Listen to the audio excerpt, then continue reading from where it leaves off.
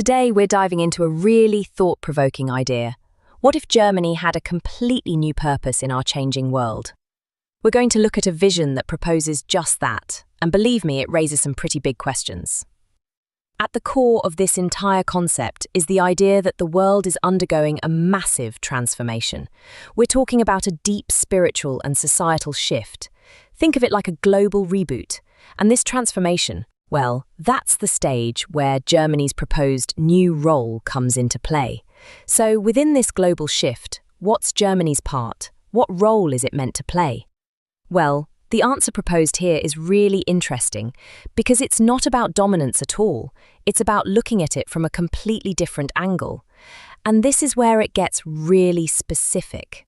The vision draws a very clear line in the sand. It says the role is not about superiority. Instead, it's something else entirely. The proposed role is to be the heart and the starting point. This quote, this metaphor, is really the key to the whole thing. It suggests a function that is vital, that gets things going, but that doesn't dominate. Think about it. A heart is essential. It pumps life through the entire body, but it doesn't control the body. It serves it. That's the idea here. And this heart idea doesn't just apply to Germany. It's based on this core principle of equal value. The vision is that every single country has its own specific, unique, and irreplaceable role to play. So there is no hierarchy. No country is more or less valuable than another. It's more like a global orchestra. Every instrument is different, but every single one is absolutely essential for the music to work. Let's be perfectly clear and address the elephant in the room one more time. Does this new mission for Germany imply a return to a role of dominance and supremacy? If we look at the bigger picture, it gets very clear. This vision for Germany is part of a larger global transformation, not an isolated event. Therefore, the answer is a firm and definite no. Okay, that's a pretty big idea. But how is this supposed to happen? Well, the path described here is not just about politics or economics. It's about an inner journey. It's a process of renewal that has to start from within. It calls for healing historical traumas, really grappling with the past to mend old wounds.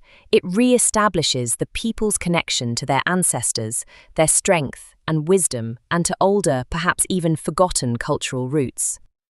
Another thing is a revitalization of the language and its spirit, but not less important is the upcoming of a spiritually oriented consciousness that sets its focus on deeply human traits and competencies.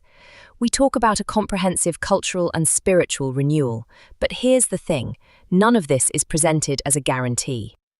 And that brings us to what is perhaps the most important point of all, responsibility. This role as the heart and a pioneer is not a predetermined destiny. It's not set in stone. It's presented as a potential, an opportunity that has to be actively realized.